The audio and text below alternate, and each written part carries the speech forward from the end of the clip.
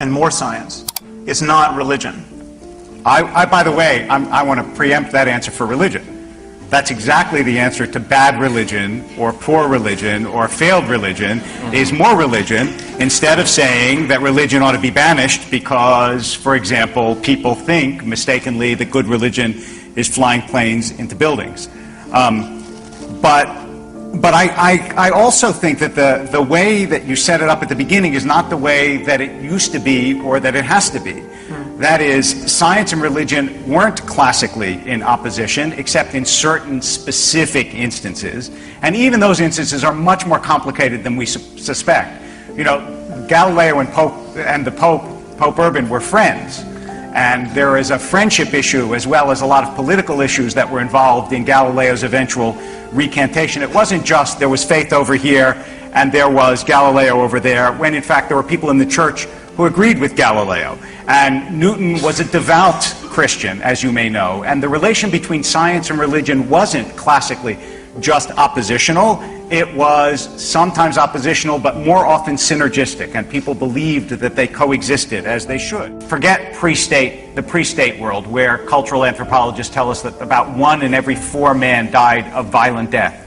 And then you had pre-monotheistic regimes like Assyria, Babylonia, which were savage beyond the imagination of anything you will find in the Bible or anywhere else.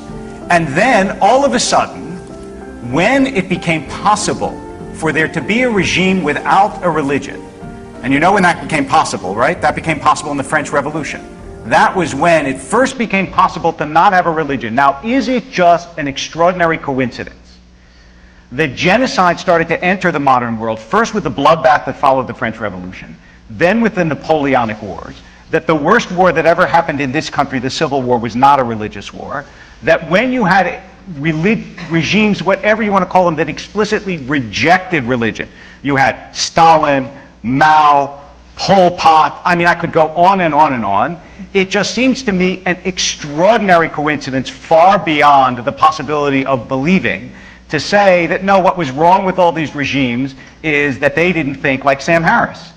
Because it's true, they didn't think like Sam Harris. But the values that you take with skeptical inquiry. Let me ask a question that deals with, change gears on you guys. Yeah. Question that deals with human creativity. Mm-hmm. Okay. Religion has inspired a lot of great works. Look at world of music, the visual arts. Okay, let's just, for a second, say the world comes over to your way of thinking. Right. How does that affect the arts? Music, literature, The Simpsons. You know, I'm just curious. What would that creative world be without that? I think it's a false fear. The idea that we wouldn't find any reason to build beautiful architecture or paint nice paintings, but for indulging certain religious superstitions.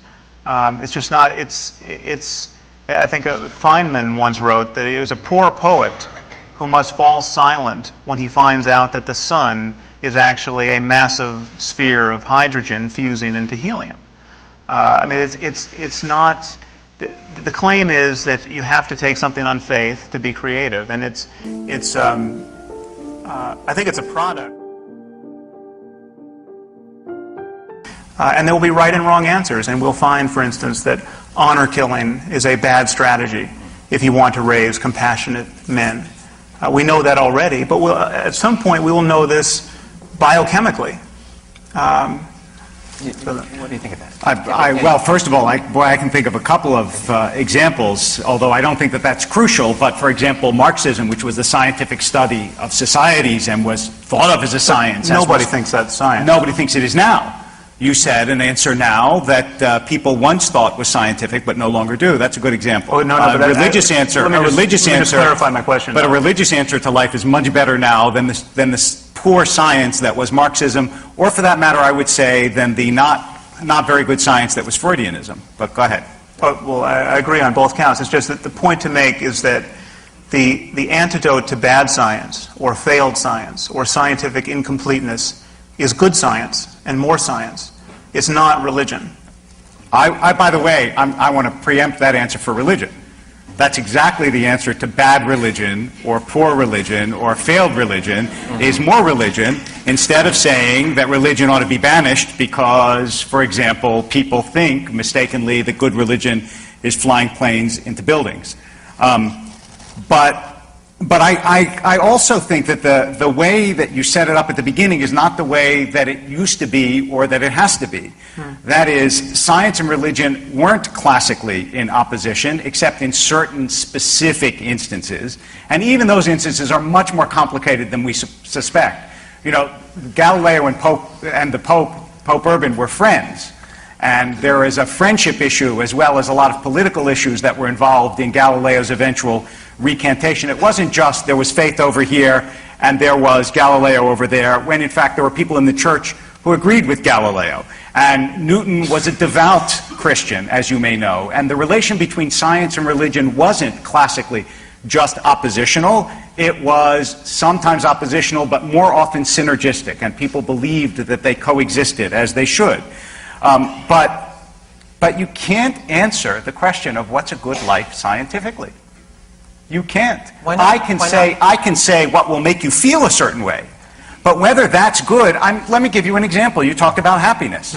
There are some people who've lived very unhappy lives that religiously you would evaluate as very good lives. I mean, Rabbi Akiva at the end of his life was not happy. Right? I mean, he was martyred. But if you were to bring Rabbi Akiva back to life and say, would you say that the end of your life was good or bad? He would say, I have no doubt, painful but good. And if you said to him, but what about scientifically? He would say, well, scientifically I was being burned alive. But you can't evaluate my life scientifically. And in fact, I just want to give one little sermonic coda here. Anybody, just one. Yeah. Just one for the moment. Okay. How could you know me so quickly?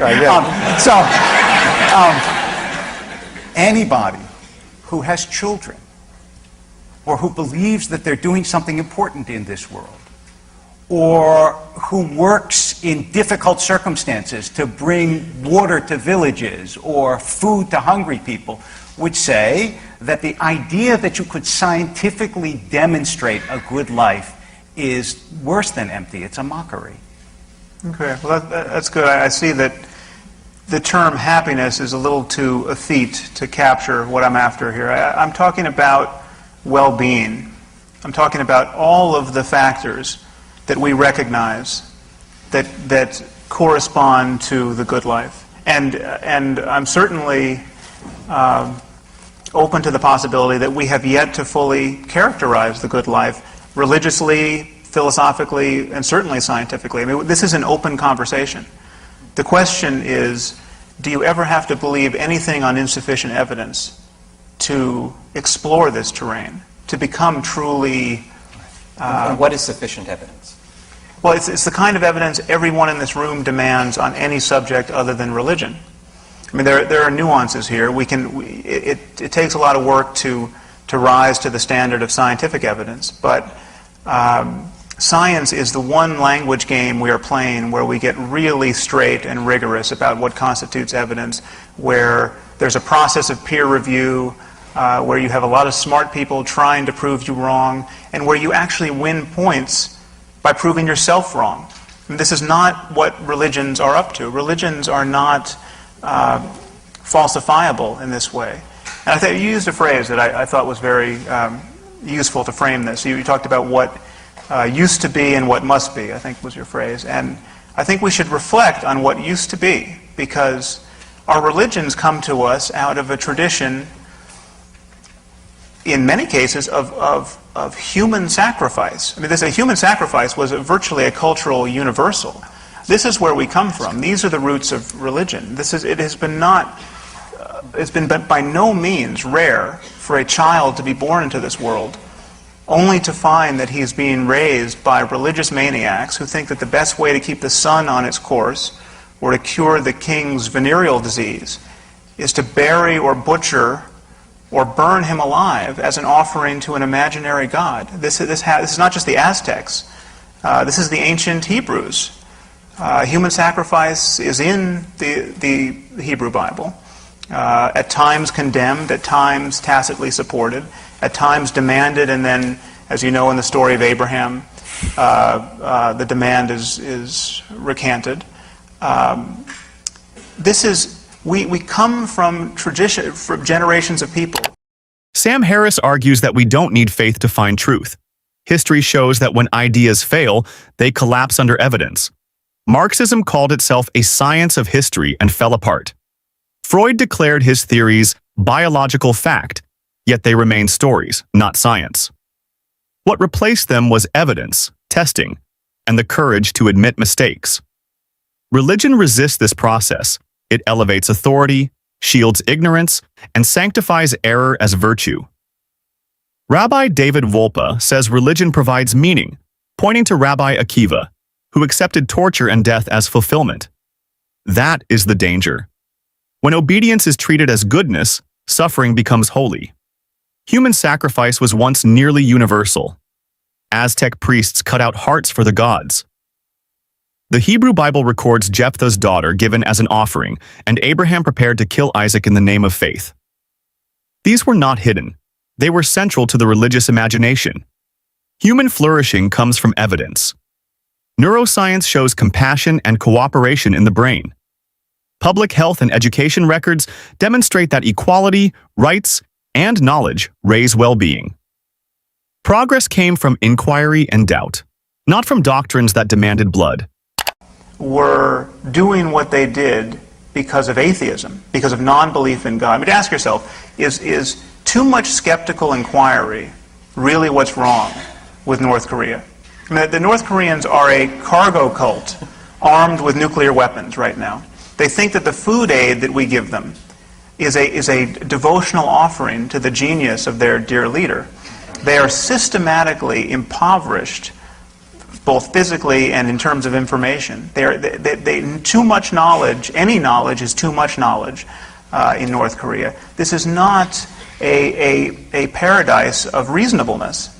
Now, all I'm advocating is that we use the same standards of rationality that we use in every other area of our lives when people start making claims about the divine origin of certain books and the virgin birth of certain people and the glorious end to history where the good people will be raptured into the sky. These are the kinds of things that we should apply pressure to. And it is taboo to apply pressure to these claims, and religious moderation, unfortunately, ramifies that taboo. Okay, so first of all, it's hardly taboo.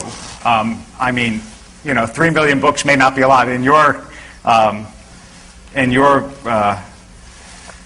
litany of bestsellers, but it's a lot of books, and I don't think that it's certainly in our society and in Europe it's not taboo to preach atheism. More books are poured forth every day. But here's the question. I do want you to look actually at the historical record. Let's just take the Western monotheistic faiths, okay? Before they existed, think about the world.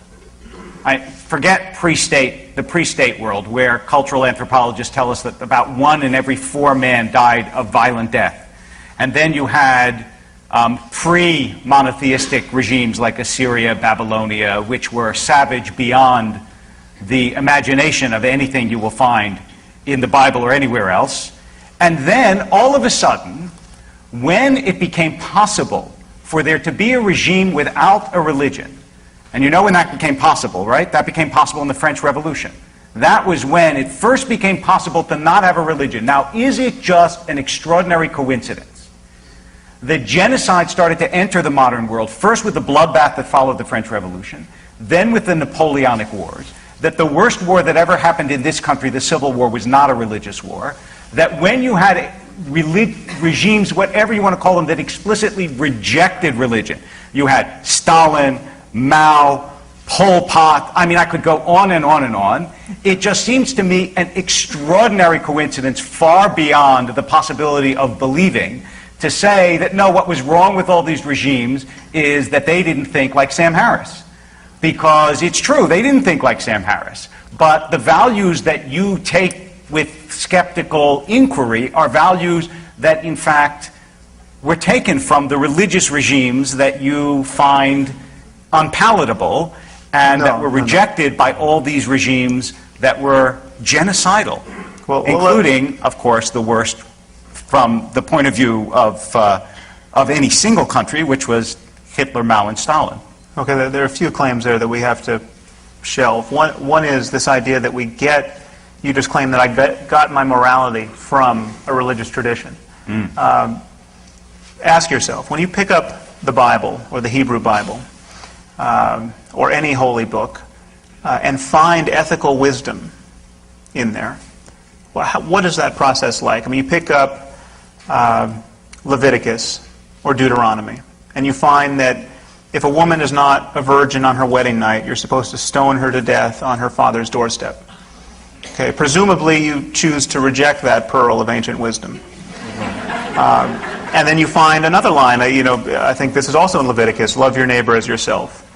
Or the golden rule, as preached in the New Testament. And this resonates with you as a good operating premise to generate further moral intuitions. If nothing else, it's a good ideal to live toward. Now, that process, the guarantor of your morality in that case is not the book. It's in your brain. And this kind of truth testing is something that we bring to religion. Now, religion does a lot of work on people, and you can get good people to believe some very terrible things in the name of God, and this is what worries me about religion. And I think we waste time talking about Stalin and Hitler and Pol Pot, frankly, because these were political religions. These were dogmatisms through and through, and when anyone started to make too much sense in opposition to these dogmatisms, they were carted off and killed. These were not contexts in which rational discourse prevailed and the best idea won. So to call them science is just to misuse the term. And it's, I mean, in the case of Hitler, it's just a total non sequitur, because Hitler never really repudiated Jesus, and he used Jesus in his speech, and he was facilitated by 1,000 years of religious fulminating against the Jews in the name of Christianity. I mean, religion is implicated, certainly, in the Holocaust. So it's not, I think, a conversation worth having. I'm sorry, I brought a quote. This is from Viktor Frankl, who is a survivor and a therapist. This book, The Doctor and the Soul. The gas chambers of Auschwitz were the ultimate consequence of a theory that man is nothing but the product of heredity and environment, or as the Nazis like to say, of blood and soil. I'm absolutely convinced that the gas chambers of Auschwitz, Treblinka, and Majdanek were ultimately prepared not in some ministry or other in Berlin, but rather at the desks and in lecture halls of nihilistic scientists and philosophers. Okay, well that is an opinion that I think we can all reject on its face. Really? Clearly. Do you really think you think Auschwitz is the result absolutely. of I think that the rejection, the rejection of transcendence and the idea that human beings are all heredity and environment and breeding and eugenics and social Darwinism was absolutely a much greater contributor than the hatred of Jews? Than the rejected Christianity. Well, it wasn't just the destruction of the Jewish people. It was, don't forget, World War II, right? This was much wider than the hatred of one people. But yes, why was it focused on the Jews? In part because the explanation that Hitler gave wasn't theological. The explanation that he gave was racial. Had it been theological, I would say yes, theological. But strikingly, but weren't the all theological, these the history of anti-Semitism. There was a long history of anti-Semitism, but why did it never explode into genocide in a Christian government? It was, first of all, the history of the Jews in Europe is a history punctuated by rather ceaselessly by pogroms and murder that was explicitly religious. I mean, you have something like host desecration. Yes. I don't know if you know about this phenomenon that I came across while researching my first book. The communion host is thought to be, once blessed, is thought to actually physically be the body of Jesus. And therefore, if it's mistreated, this is, you can literally, in torturing a cracker, you are torturing the body of Jesus. There are accounts of whole villages purged of Jews who were accused of having mistreated crackers. so the question is, does the belief in the transubstantiation, which is a belief that I would have thought could be rather harmless, have anything to do with the idea that someone can mistreat a cracker and that you should kill him for it? Yes, it does have something to do. It's impossible to believe in the torture of crackers unless you think transubstantiation is a fact. But what it's not impossible to believe in is the torture of one group by another. And that is, as you know, virtually universal in human history. And it's given immense energy by religious hatred. The question arises, in what sort of regime are you likely to be able to get a society a la America where that is minimized? And it seems to me quite clear that if you look through history, although the depredations of religion, we could spend all night talking about the terrible things that have happened in the name of religion. But that would have much more power if you took essentially good people and made them rotten, as opposed to taking people who are predisposed to both good and evil actions and given them distinct identities one from the other. Nation states, religions, neighborhoods, so on. And what you get almost inevitably is the action of one group against the other. And in fact, the only transcendent idea that I can think of that really does tie one person to another is God, which is why when you actually filter that book through a person, as opposed to, say, just opening Deuteronomy, which no tradition that I know of suggests is a way to learn morality, but when you filter it through a person, you get someone like Isaiah, who criticizes Jews on the basis of the Bible that he knows far better than we, or Hillel, who, when he's asked to summarize an entire tradition, knowing it intimately and intricately, doesn't say, go persecute someone. He says, what's hateful to you, don't do to someone else. Because even though you can cherry-pick lines that are both funny and destructive. Sam Harris begins with North Korea. He calls it what it is, not atheism, but a political cult. The regime treats its leader as a god, interprets foreign aid as sacred tribute, and suppresses information with religious zeal. This isn't skepticism. It's dogma in pure form, rituals, sacred texts, and punishment of heresy. History shows that whenever authority becomes untouchable, whether in Pyongyang or medieval Rome, atrocities follow. Rabbi David Wolpe counters by pointing to the French Revolution, Stalin, Mao, and Hitler. But the record doesn't match the claim. The French Revolution was political collapse, not the fruit of rational inquiry. Stalin and Mao enforced obedience through personality cults, complete with hymns, sacred texts, and enforced orthodoxy. These were religions without gods. And Hitler? He never renounced Christianity. He invoked Jesus as a warrior against Jews and drew strength from centuries of Christian anti-Semitism. The blood libels, the Inquisition, the expulsion of Jews from Spain, the pogroms across Europe, all carried out in the name of faith, prepared the ground for the Holocaust. Christopher Hitchens cuts to the heart of it. When people claim the Bible is moral, they are already filtering it with their own judgment. Leviticus demands the stoning of non-virgins and execution of gay men. Exodus condones slavery and instructs how to beat servants without penalty. The New Testament tells slaves to obey their masters. Yet people praise, love thy neighbor, and ignore the rest. That selective reading proves morality comes from human reason, not scripture. History confirms it. Hammurabi's code, predating the Bible, outlawed theft and protected widows and orphans. Greek and Roman philosophers debated justice, democracy, and dignity centuries before Christianity. The Stoics taught universal brotherhood and moral duty without divine revelation. Rabbi Bradley Shevit-Artson claims Scripture inspires goodness. But history records crusaders massacring entire cities while chanting Bible verses, conquistadors enslaving indigenous peoples with papal blessing, and popes defending the Atlantic slave trade. These weren't distortions, they were mainstream practice. Even marital rape was legal in most Christian societies until the late 20th century, defended on the doctrine that wives owed sex to husbands. Progress came not through obedience but resistance. Abolitionists, suffragists, and Enlightenment thinkers, Voltaire, Spinoza, Paine, who challenged divine authority and rooted human rights in reason and experience. The Enlightenment also pushed reforms: the abolition of judicial torture, declarations of press freedom, and the spread of secular education. Modern secular societies prove the point further. Nations like Sweden, Denmark, and Norway, among the least religious on earth, rank highest in education, equality, and overall well-being. The evidence is overwhelming.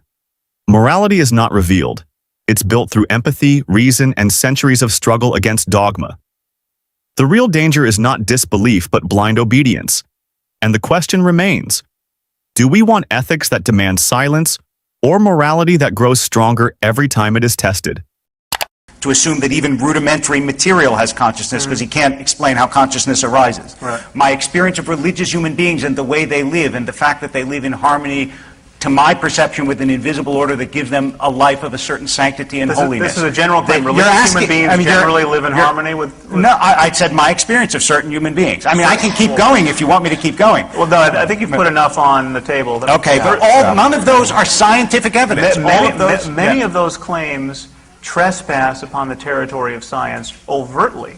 I mean, the claim about your understanding other human beings being suggestive of a divine artificer. Is that a scientific claim? Absolutely.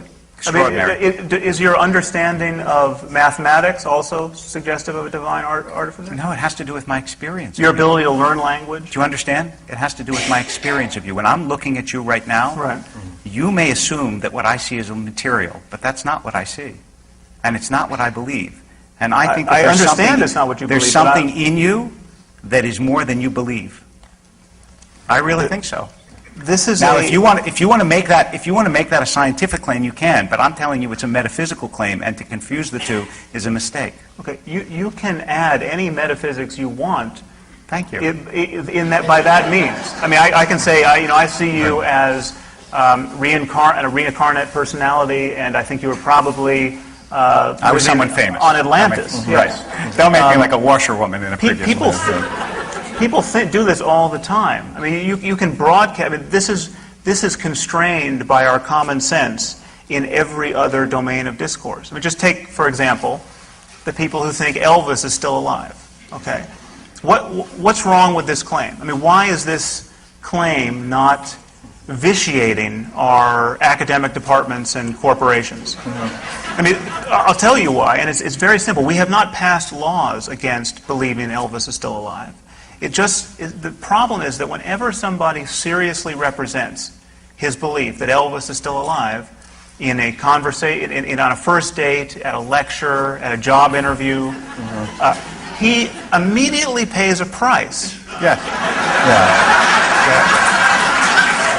He pays a price in ill-concealed laughter. Right. Now, surely you can agree with him on that. That is a good thing. Now, then he could rattle on about this is not a scientific claim.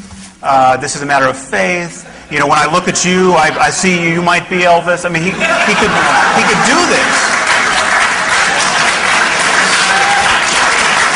Except that, you know, this is like I mean, almost all the books. I don't believe it's in your book, to your credit, but the Bertrand Russell teapot analogy, right, which Dawkins is so fond of, that there might be a celestial teapot circling the globe. I think it's in my book too. Is it? Shame on you. If you make a claim about the existence of a physical entity like Elvis or a teapot, yes, that is evaluated the way you evaluate any other physical entity.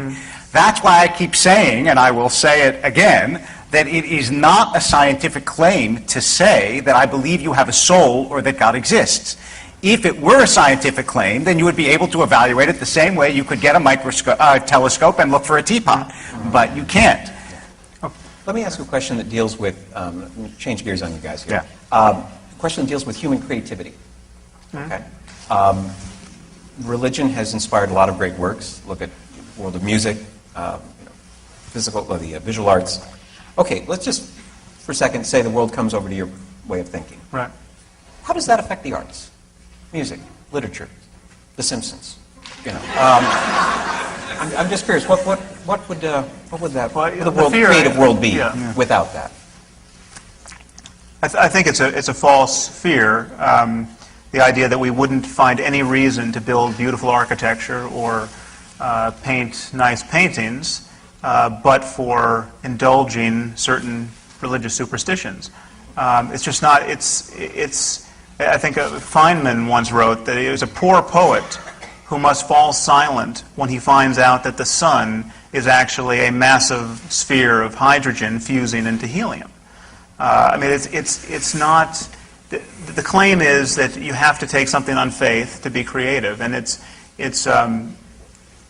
think it's a product of an argument that you used briefly early on, which is a fallacious one. This idea that the percentages of people who do these great, I think you used it in the connection in terms of goodness, not in terms of art. Yeah, in terms of goodness. Right. Most people. Was it not fallacious in goodness? Yeah. I'm just well, yeah, curious. no, it's that fallacious. too. Okay. Most people are doing this good work are doing it for religious reasons. Well, most people, most of the time, have been religious throughout human history. There has been no one else to do the job. This is true. Yeah. I mean, most people who have plucked chickens have plucked them while believing in God. That does not mean you need to believe in God to pluck a chicken. That is precisely why. That is precisely why it's important to look at the 20th century and the 19th century, when it was possible to have societies that didn't believe in God, and to see what happened. But you have to when look I at what did else that, they you said. believed in. When I did that, you said, but they didn't believe what I believe. And what I'm saying is that if very you had few people do believe what you believe. Apparently. no, I being Sam Harris here, not what I, David Wolpe, believe. You said when I said Napoleon, the French Terror, the Civil War, Stalin, Hitler, Mao, Pol Pot, all these. As soon as it became possible to have non-religious regimes, look what happened to the world. You said, but what about people who believe what I do? And what I'm saying to you is that thus far in the world, extraordinarily enough, when you remove religion from a society, it is not ruled by Sam Harris's. That's not the way it seems to work. Now, you'll tell me this is a utilitarian argument, and indeed it is. This doesn't prove that religion is true, but it certainly does prove that there is a values vacuum in societies when you suck religion out of it or force it out that is, to my way of thinking, terrifying. It does not prove that simply because you have to look at what else these people believe. There is a values vacuum in religion. There's a values vacuum in an organization like the Catholic Church that preaches the sinfulness of condom use in sub-Saharan Africa. Yes, I agree with you. Okay, there's a values vacuum in that same institution that shelters its pedophile priests. Yep. Literally an army of child rapists, Yes. based on its own intent upon maintaining its integrity as a religious institution. There's a values vacuum in, and I could go on. And it's not like religion is this perfect advertisement for the kinds of values you get once you believe that your book was dictated by the greater universe. It is an imperfect institution that is adopted by imperfect people in an imperfect world. And if you expect that it's going to be perfect, then you will be consistently disappointed. And that's why every religion that I know of emphasizes the fact that goodness is a continual and often failed struggle. And as does science. One would expect that science doesn't emphasize that goodness is a continual but failed struggle, right? I mean, certain scientists may, but science as a whole doesn't say anything about the metaphysical nature of human goodness. And by the way, Richard Feynman said explicitly that science and religion ought to be able to coexist. So I'm glad that you quoted him, because that lets me get that little appercue in. I'm going to step in here now. I'm getting the signal over there that, do we have the microphone available for questions? Where's Gadi? Do we have someone on this side who has a question? Yes, please. Rabbi Wolpe, at the beginning of this discussion, Sam Harris talked about the Bible and how human sacrifice is pervasive in the Bible, and how the ancient Hebrews practiced it, but you didn't respond to that. No. And I wonder what your response would be. Sure. I didn't say that it was pervasive. Don't want to. The answer is that human sacrifice was pervasive around the the civilization of the Bible. And in fact, Gehenna, which is the Hebrew word for hell, is based on the fact that in the valley outside Jerusalem, that's where the pagan peoples around the Israelites did sacrifice children, which gives you some sense of the meaning of sacrificing children in Hebrew tradition. Yiftach was the only one who actually sacrificed a child and is condemned by it all through Jewish literature. Abraham, the point of the Abraham story, according to many commentators, which I take to be, is precisely to say that although the gods of the world up to that time do demand human sacrifice, God doesn't, which is why, as the psychologist Eric Wellish says, the key phrase in that story is, don't raise your hand against the boy or do anything to him. Right? That's what the angel says to Abraham when Abraham raises the knife. And that's the key message. So to say that either the Hebrew people, the Israelite people, or the Bible advocates human sacrifice, and I'm not putting that in your mouth, but to suggest that is it's just a travesty of the Bible. Well, I'd add a few codas there. The picture is not quite that rosy. First of all, the Abraham story does not end with any resolute condemnation of human sacrifice. There are a few lines where God condemns human sacrifice in Deuteronomy and elsewhere. Sam makes a simple but vital point. Personal feelings of holiness aren't evidence of truth. We don't take Elvis sightings or claims about Atlantis seriously just because someone insists they feel it. Yet when the same logic is applied to God, it gets a free pass. That's not a different category of knowledge. That's just belief treated as untouchable. And when those beliefs spill into morality, the results speak for themselves. The Bible doesn't give us timeless ethics. It gives us rules to stone disobedient children, to enslave foreigners, to silence women, and to slaughter whole villages by divine command. If people find love your neighbor in the same pages, it's because they're already filtering the text with their own moral sense. The book isn't the source, human judgment is. Rabbi Volpa warns that removing religion leaves a values vacuum, pointing to Stalin and Hitler. But those regimes weren't grounded in free thought. They were political cults, complete with sacred texts, enforced dogma, and punishment for heresy. That's religion by another name. And history shows religion itself has fueled wars, pogroms, crusades, witch trials, and child abuse scandals while insisting it was defending the good. That isn't a vacuum of values. It's proof that dogma corrupts them. Even the claim that Scripture rejected human sacrifice falls apart under the text. Judges tells of Jephthah killing his daughter to fulfill a vow. Abraham is praised for raising the knife over Isaac. Obedience, not compassion, is the lesson. These stories weren't hidden. They shaped centuries of justification for cruelty in God's name. The record is clear. Progress came not from blind faith, but from people willing to question it. The real test is simple. Should our moral life be ruled by belief or by evidence we can actually trust? How do you see it? Do you believe religion is key to moral values, or can we build ethics and compassion independently? Let us know your thoughts in the comments. If this got you ideas, be sure to like, subscribe, and share to keep the conversation going. The Christian is reminded that actually people don't come to believe in God through reason and argument in that way, and that's not how it should be done. But for the atheist, they can also say, see, I told you that this was not about the arguments that you have sort of been claiming that it was. You know what I mean? Thank you.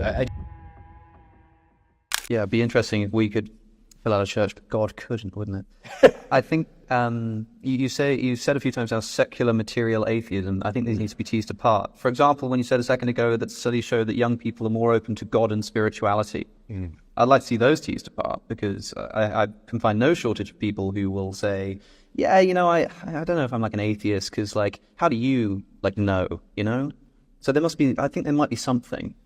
And invariably, when you press someone on what the something is, they don't really know, which is fine. But they sort of have this idea that, well, it can't just be like matter in motion, which is fair enough. In fact, basically every single civilization that we come across, anthropologically speaking, has some kind of sense of the numinous, has some sense of the sacred and the profane.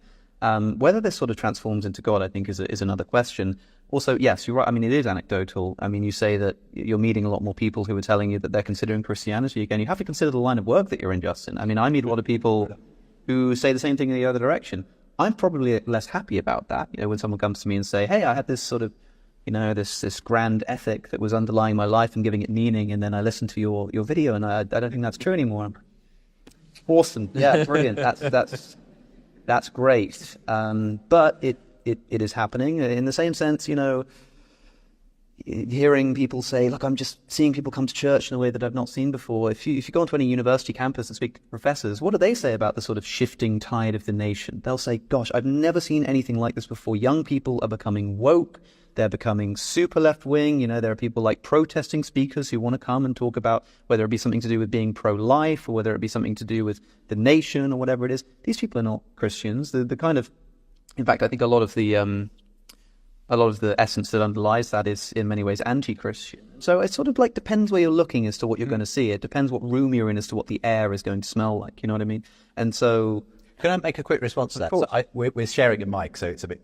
Yeah. Do we have a third mic? Yeah. Did it break? There is a third mic, because that is. You're absolutely right. You don't need to hear from me. I don't want you to feel, you know, superfluous. There's a kind of selection bias, obviously, with the people I'm meeting right now. Yeah. I'm hosting a podcast called The Surprising Rebirth of Belief in God, so people are coming out the woodwork.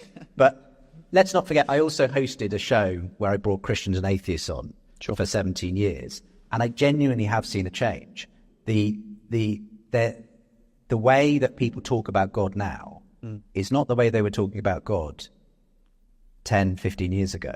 So something has changed. Do you mean I'm certain of that? Do you mean like they're talking differently about belief in God? That is, they're sort of saying like, yeah, no, I sort of, you know, I'm not really an atheist anymore in the sense that they are sort of convinced by certain arguments that God's existent? Or do you just mean that they're more sort of soft and lukewarm on the sort of social criticism? Because I completely agree with that. People are less commonly saying religion is this evil, horrible force that needs to be deconstructed. I think the kind of the new atheist rhetoric has dialed down a lot in a lot of people, and that's still there. You know, on Facebook, you'll find the new atheist sort of stuff coming thick and fast if you mention God in public. But on a more kind of general level, yeah, I just think people are no longer sort of taking that line. But it is more than that. I genuinely am meeting more and more people who are saying, well, I was a Richard Dawkins kind of atheist, and I'm now kind of seriously don't take that approach anymore. And I'm really interested in Christianity. And again, I don't have hard statistics on this. It's just that I wasn't meeting nearly as many of those people. And I was primed to potentially meet them in the role I had. And yet now it feels like I meet them all the time. Would you consider me one of those people? Not in quite the same way. Because I could quite easily say, you know, when I first discovered Richard Dawkins and was making these videos on YouTube, I was a very Richard Dawkins style atheism, but now I'm not that kind of atheist, definitely not. I don't like the new atheist approach. I'm way less convinced that this religion is bad type stuff, and I'm taking Christianity very seriously. I did a degree in theology, etc., and I still love like biblical scholarship, and I listen to Jordan Peterson, and yeah, but like I'm still me, right? I'm still here on the other side of this conversation. I feel like a lot of people you speak to must still, when you sort of push them against the wall and say, but do you believe it? They still say no. Yes, obviously, there's a lot of people who haven't dived in. But I mean, you're an super interesting example, Alex, because you've definitely gone on a kind of evolution in terms of the way you interact with these issues. I think there are some arguments for faith and Christianity that you take more seriously than you used to and everything else. But absolutely, you haven't become a Christian at this point. Of course not. But I do see people going a bit further than this, who just haven't come from the sort of same intellectual kind of debate kind of background that you come from, who are much more just sort of have imbibed, if you like, in the sort of, you know, from growing up really, a kind of generally skeptical, secular, materialistic kind of attitude to life and God and faith, and who now just have started to genuinely question that. And you know, literally a young man walked into our church the other week who said, I'm an atheist, or I think I am. I'm not sure I am actually. And he said, because I basically was doing the Richard Dawkins thing, absolutely didn't believe in God, think religion's bad for us, but I've just had this weird experience over the last month, and I just needed to go to a church. And that is not like that's one of many, many stories that I'm bumping into, and other church leaders telling me about these people, lots of young men coming into churches. Some of them have been listening to Joe Rogan, Jordan Peterson. So something's happening. And it is this thing of, I think, they've sort of been given intellectual permission to think differently about life. And not all of them have become Christians by any stretch, but some of them have. And like that's what I'm kind of trying to get at. Something has changed. Do a lot of them tend to be disaffected young men? Arguably, some of them will be. Because I think I wouldn't disagree with you that that kind of thing happens all the time. I'm interested to hear what you think about, for example, let's say other religious traditions can do the same thing. What you end up with, I think, is... I mean, I've spoken about politics here. I've said that there are your sort of secular intellectuals who are upset politically with the state of the country, but most people they don't have the luxury to be thinking about that kind of stuff. They're thinking about their own life, and they're sort of getting a bit nihilistic. This is the sort of materialism, spiritual bit that... Claims about a rebirth of belief in God don't match reality. Globally, religion is declining. Pew Research projects that by 2070, Christians could make up less than half of the U.S. population for the first time in history, while knowns may approach 50%. In the UK, church attendance has fallen so sharply that fewer than 5% attend weekly. What looks like revival is often selection bias. Pastors and apologists meet people curious about faith, but the broader data shows retreat, not growth. Anthropology also explains why humans tend to invent gods. Every civilization developed myths to explain what science couldn't. But as knowledge advanced, supernatural explanations lost ground. Diseases once blamed on demons are now understood through microbiology. The cosmos, once thought created in 6 days, is now traced back 13.8 billion years through astrophysics. Even the Bible reveals this human invention of God. In Exodus 23, God says, "You shall have no other gods before me," which only makes sense in a culture that acknowledged many gods. Evidence of henotheism, not true monotheism. Christianity itself built doctrine centuries later at councils like Nicaea, shaping belief through politics rather than revelation. The truth is, what's happening today isn't a return to God. It's people wrestling with meaning in a secular age, often landing on "I don't know," but not on Christianity. Wonderful. I'll give Justin a chance now. So there's 2 questions. Apologize to do this to you. So is this something to celebrate? And maybe for you, is it something to celebrate yet, or, I mean, is there more work to be done? Well, I want to just firstly agree with a lot of what Alex has just said, actually, because I do think it's too early to say what exactly we would be celebrating. I think this could go in some troubling directions. You know, if Alex is correct that this is really a phenomenon that's just about right-wing political people co-opting Christianity for this purpose, then I don't want that. You know, that is not what Christianity is about. I happen to think that a lot of the people with the platforms right now talking happen to be right of centre for all kinds of reasons. But it's interesting. I do think this spiritual thirst, hunger thing is across the board. So it's just that you don't necessarily hear from people who are more on the left as frequently as you do from people on the right in that way. But in the conversation we had with Elizabeth Oldfield, she talked about the fact that she's engaging with a lot of people across the spectrum who are, you know, whatever their political perspectives, they're looking for, they're tired of the materialist account of reality. And it might be that they're into psychedelics and they're looking in that way. It might be that they've got huge environmental concerns, and that has kind of triggered their particular kind of search for meaning and purpose, because they've realized we can't solve this problem ourselves. We need a spiritual solution. So I think that it is more nuanced than perhaps you've described, or even than my book describes, because I will absolutely admit the book does tend to major on some of those more sort of high-profile individuals like the Jordan Petersons and the Douglas Murrays and so on. So the question of whether we celebrate this is, I would only want to celebrate this if it's, in my opinion, true Christianity. And that is the kind of Christianity that absolutely goes to that fundamental command of love your enemies. It is completely countercultural. Now, that's not necessarily going to be a vote winner, actually. So I don't see this necessarily, if it's going to happen in its true form, being, you know, married to some populist government thing. I don't think it will be in the end. I think there will be versions of it that are associated with that. And you can see that in the rise of some forms of Christian nationalism and that kind of thing in the US. But my genuine belief is that whatever those are, they're not Christianity. They're just another form of idolatry, basically, that is you co-opting Christianity for a political purpose. I'm interested in the stories that I am seeing of people who, yeah, maybe there are some political motivations in the background, but who are coming to that point of realizing politics isn't going to solve this. Just kind of throwing more technology or science or whatever at this it's a problem of the human heart. And I do genuinely think more and more people are kind of coming to the end of their tether in that sense. And so I don't know is the answer. The only thing I will celebrate is people being absolutely transformed by Jesus Christ and going and changing the world in the way those first Christians did. I suppose the reason I'm hopeful, optimistic that is what the end game will be is because I'm a Christian. Because I do believe in a God who works through renewing, revitalizing, reviving his church, even though it so often goes off course, gets into all kinds of mistakes and muddles.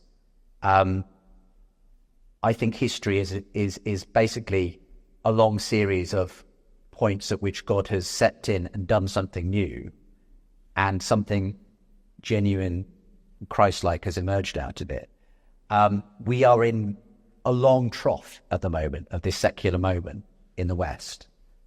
But I guess I just believe that the wave is coming back. And because I'm a Christian, I believe there's going to be good fruit from that.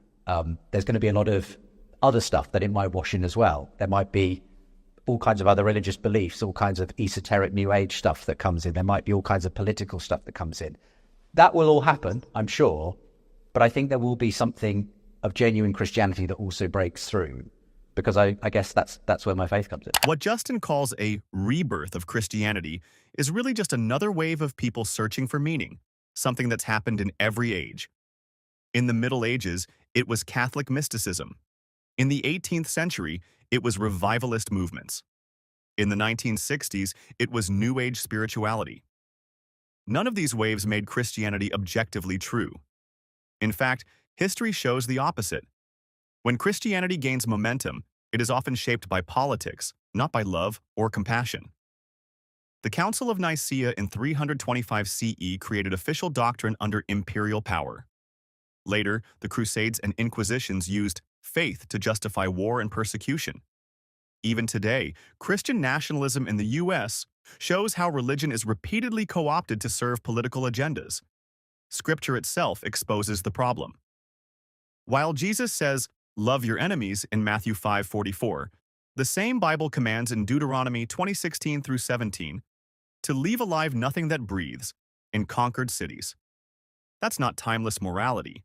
It's human authors projecting violence onto God. And modern data doesn't support a revival either. Pew Research shows Christianity declining across the West, with the religiously unaffiliated now nearly 30% in the US and over 50% in many European countries. What people are really experiencing is existential anxiety in a secular age, not divine renewal. The evidence makes it clear. Christianity isn't being reborn. It's being recycled as one option among many human-made belief systems. But I was just really fascinated to ask that. Yeah. That's quite right. But the abandonment of the propositional is maybe a result of that, but also something that's a common story amongst like a lot of things. If you look closely enough, people realize that it's not the way to interact with God, if there is a way to interact with God.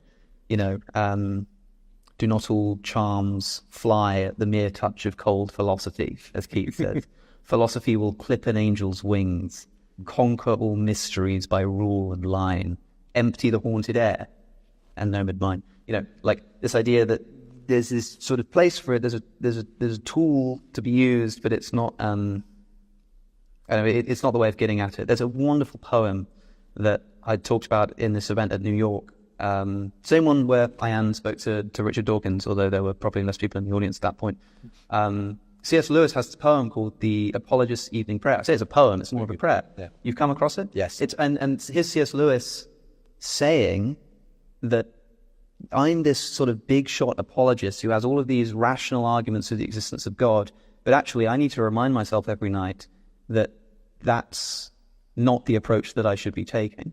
You know, it's a wonderful poem that a friend of mine introduced to me, because it does as much for the atheist as it does for the Christian. You know, the Christian is reminded that actually people don't come to believe in God through reason and argument in that way, and that's not how it should be done. But for the atheist, they can also say, see, I told you that this was not about the arguments that you have sort of been claiming that it was. You know what I mean? Thank you. I do feel a slight responsibility after that conversation to say the views spoken here do not necessarily reflect the views of Trinity Forum Europe. Just kidding. Yeah. Don't This do is it. not an endorsement. It's like, It was awful. It was terrible. It was horrible. but I am glad that we can host a conversation on such things. Thank you both so far. I resonate and being inspired by so much of this conversation so far. I'm reminded, just listening to you, I'm reminded of Pascal's words, make good men wish it was true and then show that it is. I was waiting for that. to come out. It's a classic line. You can read the full thing in the... I'm always getting nervous trying to say French words. Pensée. It's an irony that you can't say pensée without sounding a bit poncy. Right there. Alex, thank you as well for your contribution so far. Really resonate with your comment, particularly on the end on beauty. Myself, I was studying apologetics at Biola University when I went to an intense period of doubt. I was actually staring at a painting, not even a very good painting, but a painting of a clownfish. Kind of reminded me of Nemo. And there was just something that clicked, that I just saw beauty in the world in that moment.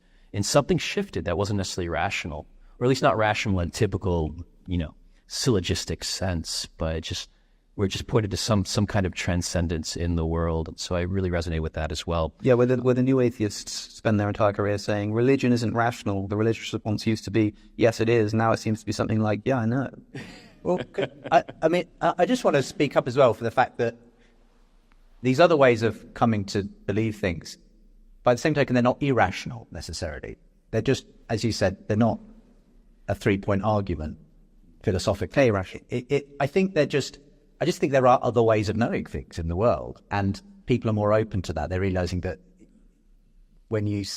beauty is not something that you arrive at through a philosophical argument. It's something you just apprehend, but it's true.